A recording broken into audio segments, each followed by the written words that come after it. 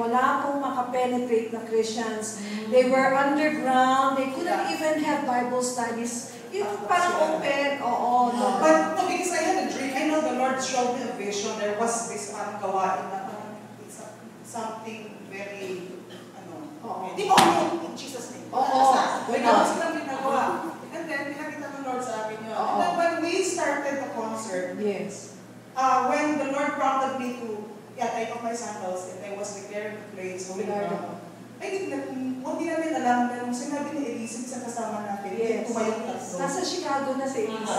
When I entered, yun yung talagang umalis na sila, inalis na, hindi na sila nakaka-bother. Because when I entered, wala na sila eh. Nung tumayo sila, in fact, one of our kapatid got offended kasi tumayo during her singing. Oo. Pero talagang sabi ko, yun ang ginawa ni Lord when we declared holy ground, hindi sila makatagal. Kasi nagsabi sila we came here to see kung ano yung ginagawa ng mga Kristyano because we are Satanistas. Sinabi nila yun.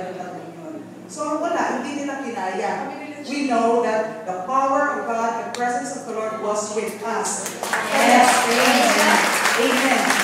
And Brother Mark, you know that I have shared this before. It doesn't matter kung ilang tao lang kayo. If the Lord wants to hear you, and He wants to minister to you, and us to minister to Him, it doesn't matter sa atin kung ilang tao lang nandyan. Ang mahalaga, you have the audience at one. Yes, praise God. You are available. Yes. Nabigyan lang ko ng pagkakataon niya. Mag-testimony sa UP ate. Nung with Campus Crusade for Christ naman. Ang nag-share naman ako about the child, about being child abuse, mga ganon. So, talagang, and then praise God kasi at the time, Christian na rin ako. So, talagang napabuti na kami noon. That was 2006. Alam mo, ikaw, Sarah, you're so blessed. Kasi, considering how Tita D pursued you. Tapos yun, so many times that you would fall, minention mo kanina that the Lord has blessed you, that the Lord has blessed you with children. Alam mo, I praise God personally that you were not surrounded by judgmental people. Amen. I praise God that the Lord sent you people who love you for who you are, who accepted you, and who nurtured you, who blessed you. Ito si Ate Annie, doon na natutulog sa'yo. Ganyan ang nakamahal eh. At kayo po yung nananalangin para sa Kanya. Maraming salamat po. Pag-gising ko, pag medyo may hawak si Sarah na fita. Skyflakes naman? May skyflakes pala na may kagat. Tapos umiiyak. Ate Emily, ang sakit-sakit. Sabi ko, kainin mo muna yung fita. So, mga 4 o'clock in the morning yun. Tapos, okay. So, meron ka na commercial doon, di ba? You never know how far your prayers go. This is evidence that God has answered our prayers. Yes. Kasi I do believe na noong time na nasa nagpipita ng Padre, isa kayo doon sa mga nag-praise. So, maraming salamat. Thank you, Lord. Thank you, Lord. Joey, Ate Vivian from Max Methodist Church. Ayan. Andiyan si Joey. Joey and Ate Vivian. Mag-gets ka ngayon. Oo. Alright. Ngayon, ito po kakawinin namin ay bibigay po po isa nag-iisang Jesus. Lahat po kami dito nakatayo ay may pinagdaanan ng mga unos, ng mga cyclone, twister, pero nakatayo pa po kami sa grasya ng po ng Panginoon. Sa tunay na ako si Jesus lamang ang ating masasabi.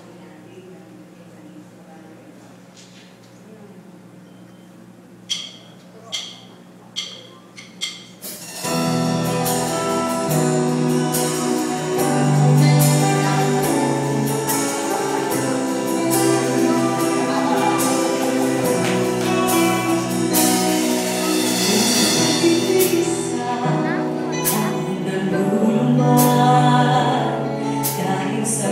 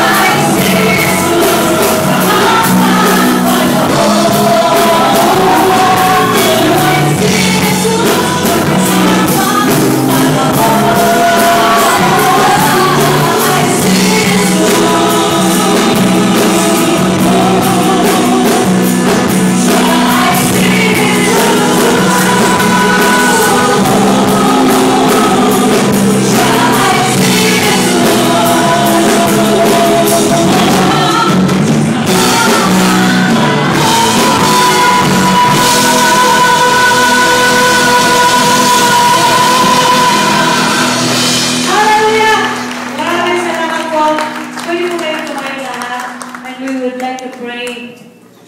Thank you, Lord Jesus. Tunay nga po napakabuti ka sa bawat isa sa amin. Thank you, Father God, for this wonderful opportunity.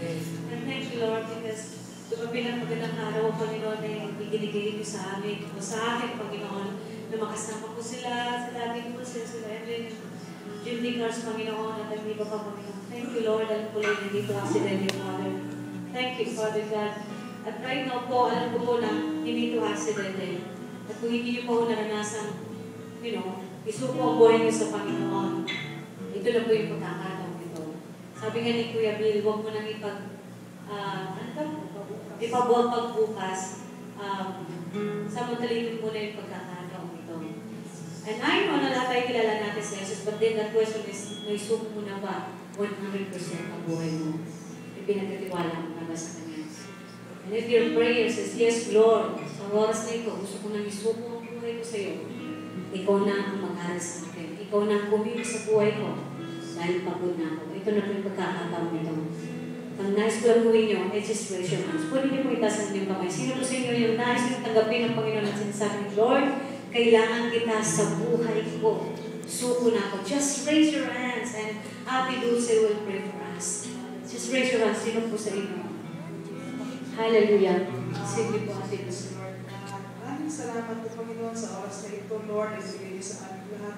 Panginoon, totoo na napaka-lungkot mabuhay na hindi ka namin kasama, hindi ka namin kapiling, Lord. Naranasan kong mabuhay na yung patay na buhay dahil wala ang Espiritu ng buhay ng Diyos sa akin.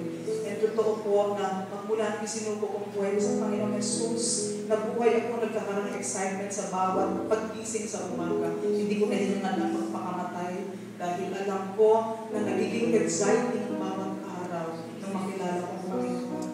Samahan niyo po sa panalangin. Alihin niyo po ang panalangin ito ay sarili ninyo. Igagay ko lang po kayo.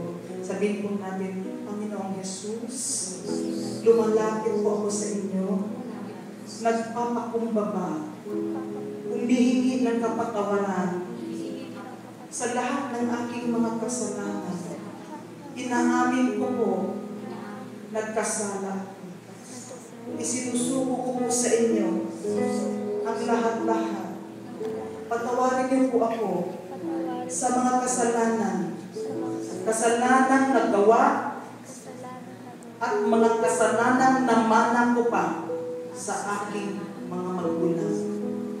Patawarin niyo po, Panginoon. Inaanyayahan kita. Pumasok ka sa aking buhay. Maghari ka, Panginoon. Pumasok ka sa aking puso. Tinatanggap kita bilang aking Panginoon, sariling tagapagligtas, ang Diyos ng aking buhay. Hugasan niyo po ako ng inyong banal na dugo. Salamat po sa kapatawaran at sa regalo na buhay na walang hanggan, kapiling ninyo sa inyong kahabian. Maraming salamat po, Ama, sa inyong anak na si Jesus. Amen. Amen.